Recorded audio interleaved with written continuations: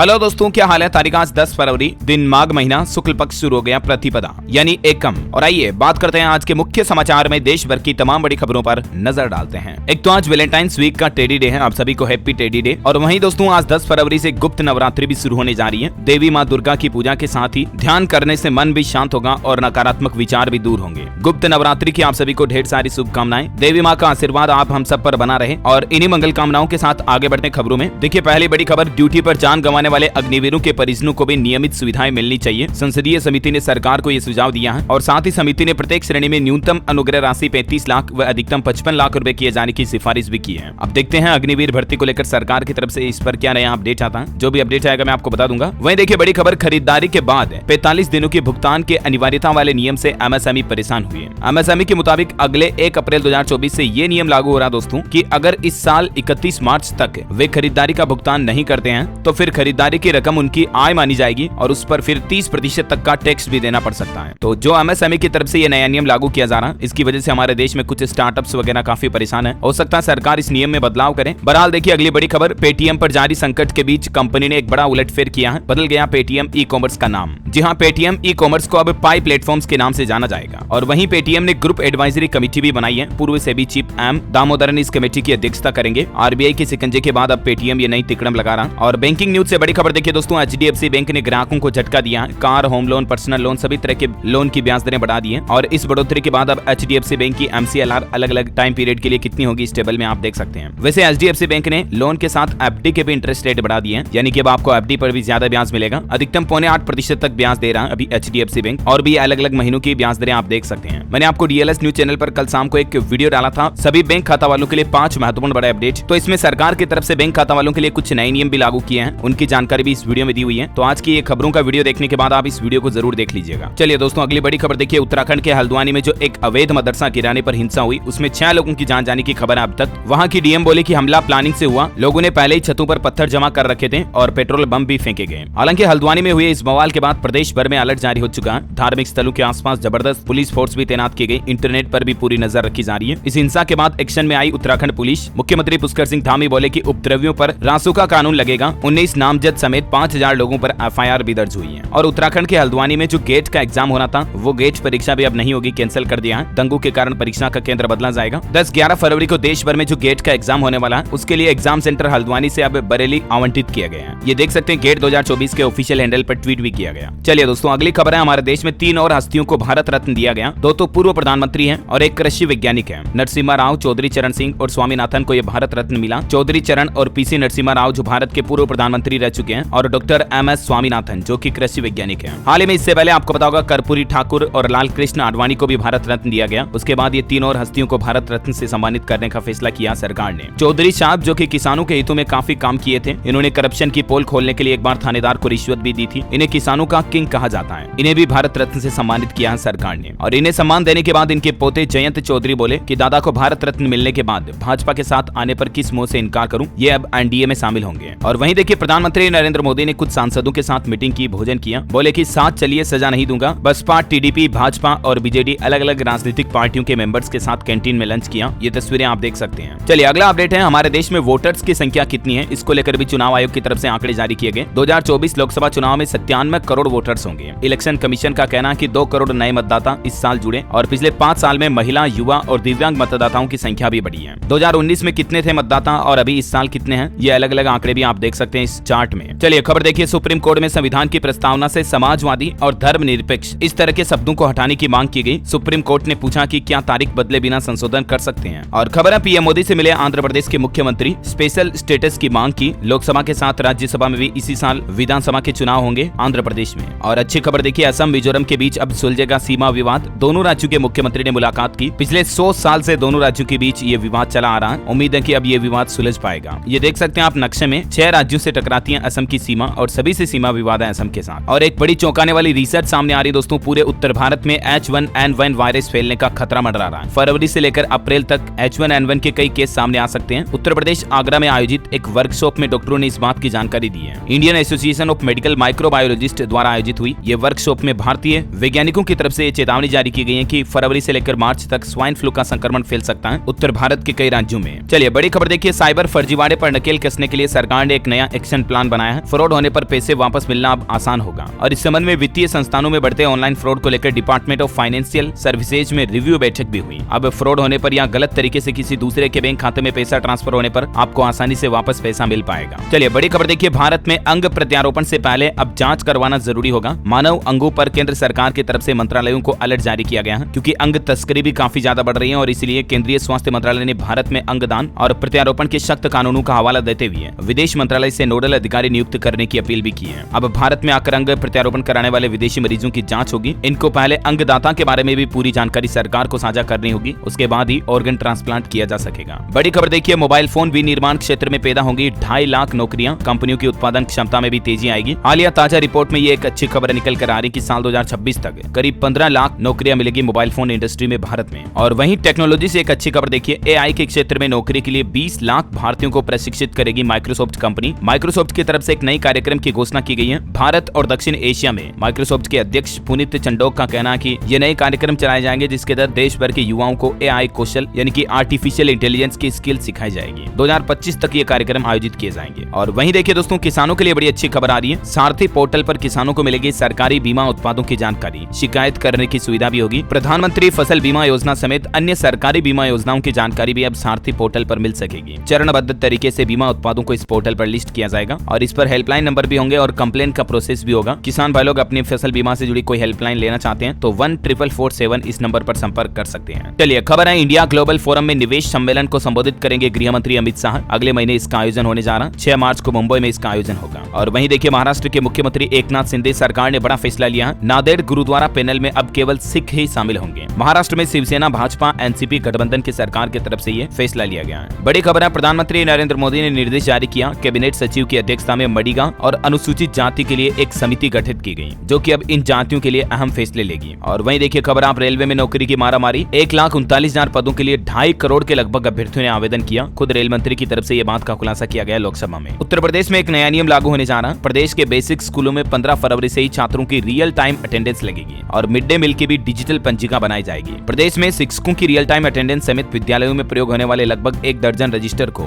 Digital करने की प्रक्रिया पिछले कुछ महीनों से चल रही है। और मतलब अभी तक तो शिक्षकों के लिए बायोमेट्रिक अटेंडेंस वगैरह के नियम जरूरी थे, लेकिन अब छात्रों के लिए भी 15 फरवरी से ये नियम कंपलसरी लागू हो जाएंगे। चलिए अगला बड़ा सरकारी फैसला देखिए दोस्तों, पहाड़ी समुदाय को अलग से मिलेगा 10% आरक्षण। रिजर्वेशन को लेकर जम्मू एंड कश्मीर सरकार की तरफ से ये बड़ा फैसला लिया गया। जम्मू के एलजी उपराज्यपाल मनोज सिन्हा का कहना कि ट्राइबल प्लान से क्षेत्र का विकास होगा। चलिए बड़ी खबर देखिए, पंजाब में 16 फरवरी को बसों का चक्का जाम होगा। हड़ताल में शामिल होंगे रोडवेज और पनबस व पीआरटीसी के ठेका कर्मचारी। ये इनकी पंजाब सरकार से कुछ मांगे हैं और इसी के चलते ये हड़ताल की चेतावनी दी है। चलिए दोस्तों अगली बड़ी अच्छी और शानदार खबर देखिए, मिल गया कैंसर का इलाज। पहली बार भारतीय थेरेपी से मरीज को कैंसर मुक्त घोषित किया गया, यानी कि मरीज का कैंसर पूरी तरह से ठीक हो गया है। जानलेवा बीमारी कैंसर को खत्म करने में भारतीय वैज्ञानिकों और डॉक्टरों को यह बड़ी कामयाबी हासिल हुई है। हमारे देश में पहली बार थेरेपी से एक मरीज को कैंसर मुक्त घोषित किया गया है और ये संभव हो पाया दोस्तों CAR-T सेल थेरेपी की वजह से। अब इस थेरेपी से कैंसर मरीजों में नई उम्मीद दिखाई दे रही है। और इससे भी अच्छी बात तो ये है दोस्तों कि इस थेरेपी का खर्चा भारत में 42 लाख रुपए आया, जबकि विदेशों में इस थेरेपी का खर्चा 4 करोड़ रुपए से भी ज्यादा का आता है। यानी जल्द ही इंडिया में और सस्ते में कैंसर का परमानेंट इलाज मिल पाएगा। ये बहुत ही अच्छी बात है वाकई में। चलिए अगला अपडेट देखिए, हरियाणा सरकार ने चौकीदारों की मानदेय में 4000 रुपए की बढ़ोतरी कर दी है। उनकी वर्दी और साइकिल भत्ता भी बढ़ाया गया। हरियाणा के मनोहर लाल खट्टर सरकार की तरफ से फैसला लिया गया, चौकीदारों को लाठी और टॉर्च के लिए 1000 रुपए मिलेंगे और मृत्यु पंजीकरण पर अब 400 रुपए हर महीने मिलेंगे, जो पहले 300 ही मिलते थे।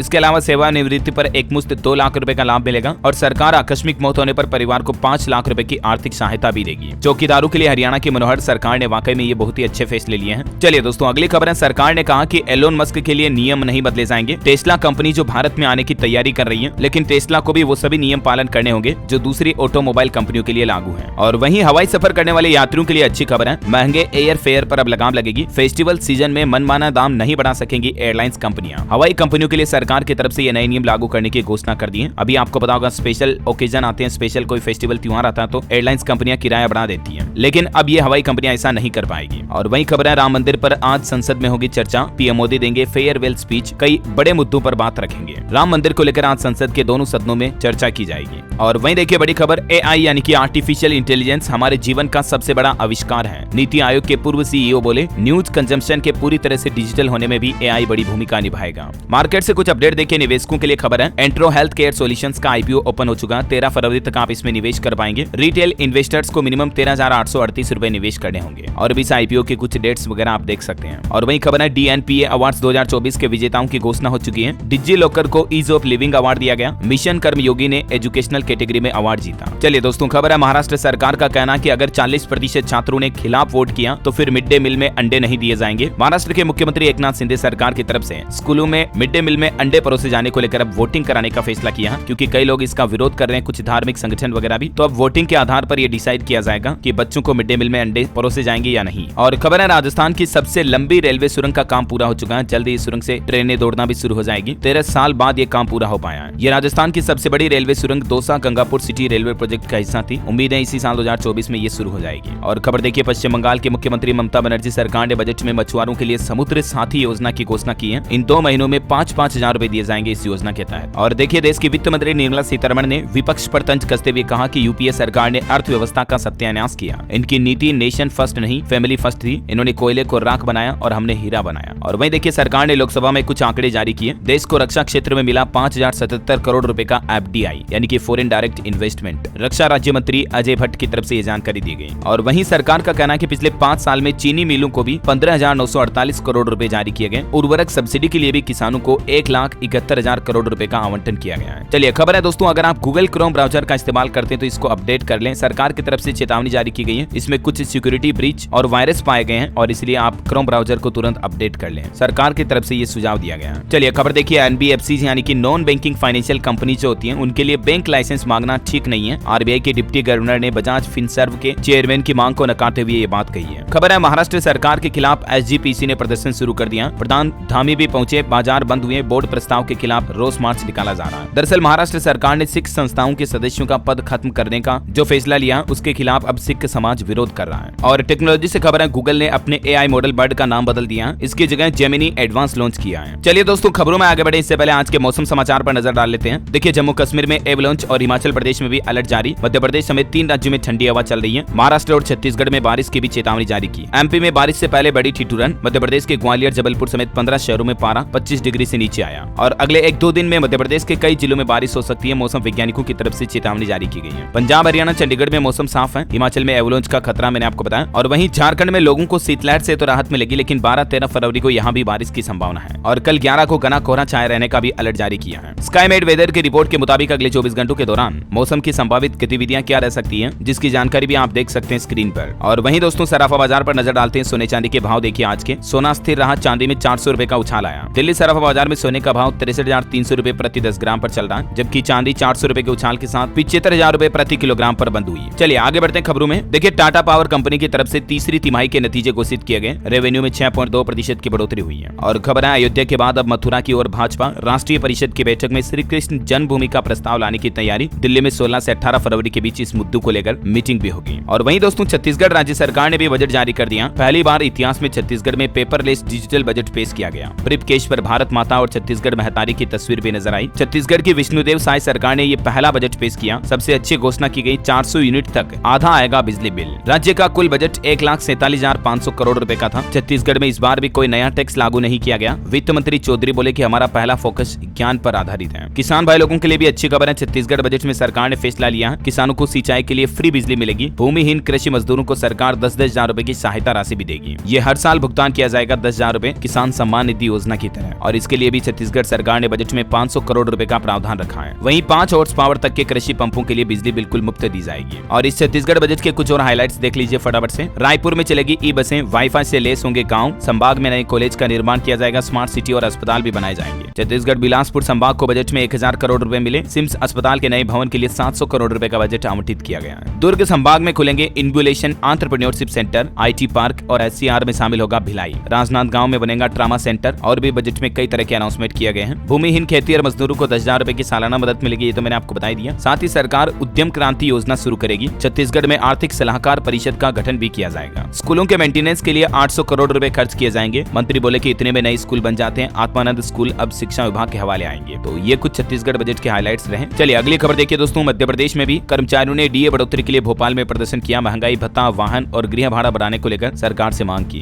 खबर है राजस्थान के मुख्यमंत्री भजन लाल बोले कि परीक्षा को धंधा बनाने वालों को छोड़ेंगे नहीं। पिछली सरकार ने प्रदेश की हालत खराब की, चुनाव में केवल गारंटियां दी, हम पूरी करेंगे। और वहीं दोस्तों 16 फरवरी को मजदूर संघ ने भी राष्ट्रव्यापी हड़ताल की घोषणा कर दी है। कोरबा में, जो कि ये छत्तीसगढ़ में आता है, केवरा खदान गेट पर संयुक्त मोर्चा ने भरी हुंकार, कहा कि हम अपने हक की लड़ाई लड़ेंगे और 16 फरवरी को मजदूर संघ भी देशव्यापी हड़ताल करेंगे। और वहीं खबर देखिए आप, कल मौनी अमावस्या थी। इस मौके पर उत्तर प्रदेश संगम में 2 करोड़ से भी ज्यादा श्रद्धालुओं ने डुबकी लगाई। गंगा यमुना नदी में स्नान किया, हेलीकॉप्टर से पुष्प वर्षा भी हुई, ड्रोन से सुरक्षा व्यवस्थाओं की निगरानी की गई। काशी के सभी घाट फुल नजर आए, देख सकते हैं आप कुछ तस्वीरें। उत्तर प्रदेश वासियों के लिए एक और अच्छी खबर है, सौर ऊर्जा से चलेगा ट्यूबवेल, बिजली की बचत होगी। सिर्फ वाराणसी का आंकड़ा देखिए, यहाँ पर 150 से ज्यादा ट्यूबवेल सौर ऊर्जा से संचालित होने लगे हैं। जिले में 531 ट्यूबवेल पर सोलर पैनल लगाने का प्रस्ताव भी रखा है योगी सरकार ने। चलिए खबर है, बिहार के बरौनी से रवाना हुई आस्था स्पेशल ट्रेन रामलला के दर्शन के लिए 1344 राम भक्त अयोध्या रवाना हुए। जय श्री राम के नारों से गूंजा रेलवे जंक्शन। बिहार बेगूसराय से ये ट्रेन रवाना हुई। चलिए खबर है, आज से राजधानी नई दिल्ली में विश्व पुस्तक मेला यानी कि वर्ल्ड बुक फेयर शुरू होने जा रहा 10 फरवरी से। इसमें दुनिया के 40 देशों से भी ज्यादा के 1000 से ज्यादा प्रकाशक यानी कि बुक पब्लिकेशन शामिल होने जा रहे हैं। और इस मेले में आपको क्षेत्रीय भाषाओं समेत कई अलग अलग भाषाओं की पुस्तकें देखने मिलेगी। चलिए खबर है, गुजरात के वडनगर, सिद्धपुर और SOU में भी अब एयरपोर्ट बनाए जाएंगे। केवड़िया से 12 किलोमीटर दूर भी एयरपोर्ट बनाने की सरकार ने योजना शुरू की है, जो कि स्टेच्यू ऑफ यूनिटी तक कनेक्टिविटी जोड़ेगा। बड़ी खबर देखिए, झारखंड के मुख्यमंत्री चंपई सोरेन ने 74 करोड़ की राशि ट्रांसफर की। प्रधानमंत्री आवास योजना के 24,827 लाभार्थियों को योजना की पहली किस्त का लाभ मिला है 30-30 हजार रुपए के रूप में। और वहीं झारखंड की चंपई सोरेन सरकार का कहना है कि 1 साल से पुराने कर्मचारियों को भी तोहफा मिलेगा। उनके मानदेय में 5% का इजाफा किया जाएगा और इससे राज्य में लगभग 10,000 सरकारी कर्मचारियों को फायदा मिलेगा। और भी कर्मचारियों के मानदेय के साथ साथ कई भत्ते वगैरह में बढ़ाने को लेकर घोषणा की जानकारी आप देख सकते हैं। अच्छा, इसके अलावा आपको बताऊंगा, हाल ही में 1-2 दिन पहले झारखंड सरकार ने ये भी घोषणा की थी कि राज्य में 125 यूनिट मुफ्त बिजली मिलेगी। राइट, तो इस पर भी चंपई बोले कि हेमंत ने नहीं किया समझौता, इसलिए हुई जेल। मैं हेमंत पार्ट 2 हूँ। चलिए खबर है दोस्तों, हिमाचल प्रदेश के 200 टीचर करेंगे सिंगापुर का दौरा। पढ़ाने के तौर तरीके सीखेंगे वहाँ विदेशों से, मतलब वहाँ से ट्रेनिंग लेंगे और वहाँ से लौटने के बाद नए स्कूलों में उनकी तैनाती की जाएगी। 25 तारीख को रवाना होगा पहला बैच। हिमाचल प्रदेश के मुख्यमंत्री सुखविंदर सिंह सुक्खू की कैबिनेट बैठक भी हुई और इस मीटिंग में कुछ फैसले लिए गए। देखिए आप, विभिन्न विभागों में 44 पदों को भरने की मंजूरी मिली। पेपर लीक मसले को लेकर भी समाधान पर कमेटी बनाएगी। हालांकि सरकारी जॉब की वैकेंसी बहुत ही कम निकाली गई है, 44 पद भरे जाएंगे। सबसे ज्यादा बेरोजगारी भी हिमाचल में ही है, अभी मैंने आपको बताया था कुछ दिनों पहले आंकड़े। राइट,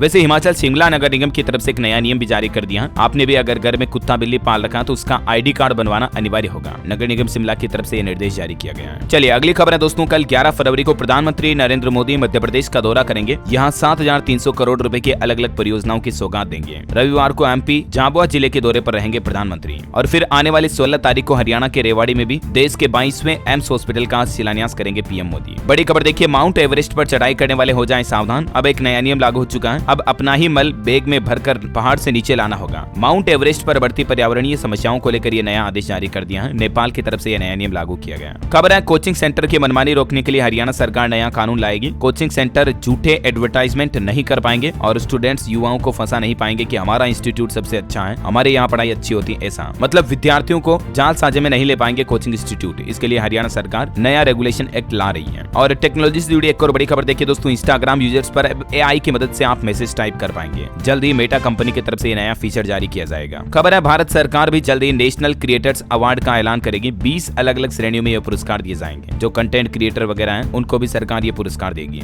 वही देखिए बड़ी खबर, दिल्ली के मुख्यमंत्री अरविंद केजरीवाल सरकार का ऐलान, अब इन लोगों को नहीं देना होगा पानी का बिल। दिल्ली CM ने लोगों को गलत तरीके से थमाए गए वाटर बिल माफ करने का ऐलान कर दिया है और इसके लिए दिल्ली सरकार वन टाइम सेटलमेंट स्कीम भी जल्द ही लाएगी। खबर है, उत्तर प्रदेश के इन 7 जिलों में बढ़ेगी खेल सुविधाएं। योगी सरकार बनाने जा रही मिनी स्टेडियम, ओपन जिम का निर्माण भी किया जाएगा और वो 7 जिले कौन कौन से नाम आप देख सकते हैं। वहीं छात्र छात्राओं के लिए बड़ी खबर देखिए दोस्तों, नीट UG, नीट PG और MBBS व मेडिकल PG की सीटें बढ़ा दी गई है। केंद्र सरकार की तरफ से लेटेस्ट राज्यवार ब्यौरा भी जारी किया गया। ये इस टेबल में देख सकते हैं आप, अलग अलग राज्यों में अभी कितनी सीटें हैं UG और PG वगैरह की, और भी ये बाकी राज्यों की लिस्ट आप देख सकते हैं। और वैसे स्टूडेंट छात्र छात्राओं की बात हो ही रही तो कुछ एजुकेशनल अपडेट भी देख लीजिए। CUET PG के लिए आवेदन की आखिरी तारीख बढ़ चुकी है। आज 10 तारीख को और मौका, तब तक आप अप्लाई कर सकते हैं। उत्तर प्रदेश बोर्ड परीक्षाओं को लेकर भी देखिए इस बार नया सिस्टम शुरू किया जा रहा है। पहली बार कक्ष निरीक्षकों के लिए QR कोड वाला परिचय पत्र यानी कि पहचान पत्र अनिवार्य होगा। स्कैन करके ही जांच की जाएगी। बोर्ड परीक्षाओं में स्टूडेंट किसी प्रकार का तनाव ना ले, टोल फ्री नंबर जारी किया सरकार ने। अगर आपको कोई टेंशन है, नर्वस है आप बोर्ड एग्जाम को लेकर, तो उमंग हेल्पलाइन टोल फ्री नंबर 14425 पर स्टूडेंट क्वेरी कर सकते हैं। ओके, और अगला अपडेट देखिए आप, सरकार ने घटा दी है स्टॉक लिमिट। अब गेहूं कम रख पाएंगे व्यापारी। खुदरा व्यापारी अपने आउटलेट पर अधिकतम 5 टन गेहूं का स्टॉक रख पाएंगे और सभी डिपो पर 500 टन स्टॉक रखने की ही अनुमति होगी। पहले ये लिमिट 2000 टन की थी, उसको घटाकर सरकार ने 1000 टन किया, अब 500 टन ही कर दिया है। चलिए अगली खबर है, नोएडा मेट्रो ने यात्रियों को बड़ा तोहफा दिया। एक बार टिकट लेने के बाद आप पूरे दिन भर नोएडा में मेट्रो सर्विस का फायदा ले पाएंगे, यानी यात्रा कर पाएंगे। खबर है, पंजाब के स्कूलों में एडमिशन को लेकर नई शर्तें और नए नियम लागू हुए, माँ बाप को बड़ी राहत मिली है। पंजाब सरकार के इस फैसले के मुताबिक अब पंजाब के स्कूलों में 3 साल का बच्चा भी नर्सरी कक्षा में दाखिला ले सकेगा, यानी कि एडमिशन ले पाएगा और घर बैठे ही पंजीकरण की सुविधा भी मिलेगी, यानी ऑनलाइन एडमिशन की। और वहीं देखिए दोस्तों, मध्य प्रदेश हाईकोर्ट ने एक बड़ा फैसला सुनाया है। ससुराल खुद छोड़ने पर पति संग रहने से मना करने वाली पत्नी भरण पोषण की पात्र नहीं होगी। हालिया एक केस की सुनवाई करते हुए एमपी हाईकोर्ट की तरफ से यह महत्वपूर्ण आदेश जारी किया गया। और अंत में एक अंतर्राष्ट्रीय न्यूज देख लीजिए। हमारे पड़ोसी देश पाकिस्तान में चुनाव संपन्न हुए। नवाज शरीफ बोले कि हमारे पास जनादेश है, सब साथ आए। सबसे ज्यादा 95 सीटें इमरान समर्थकों ने जीती है। 19 शहरों में पीटीआई का प्रदर्शन, विरोध हुआ, एक व्यक्ति की जान भी चली गई। कुल मिलाकर पाकिस्तान के चुनावी नतीजों में इमरान समर्थक जीते सबसे ज्यादा 98 सीटें। सरकार फिर भी गठबंधन की ही बनेगी। और अंत में आज के राशिफल पर नजर डालते हैं। देखिए, वृष राशि वाले लोगों को आज सितारों का साथ मिलेगा। तुला राशि वालों को रुका हुआ पैसा मिलने के योग बन रहे हैं। मिथुन राशि के लोग सिर्फ अपनी योजना पर काम करें और तुला राशि के लोग थोड़ा पैसों के मामले में भी सतर्क रहें तो लाभ होगा। और हाँ, आप मुझे कमेंट करके बताइए दोस्तों कि आप भारत के कौन से राज्य में रहते हैं। आपके राज्य का नाम नीचे कमेंट में लिखिए। साथ ही इस वीडियो को लाइक और शेयर करना, डीएलएस न्यूज चैनल को सब्सक्राइब करके बेल आइकन जरूर दबा देना, रोजाना ऐसे इन्फॉर्मेटिव काम की खबरें देखते रहने के लिए। जय हिंद, जय भारत, वंदे मातरम।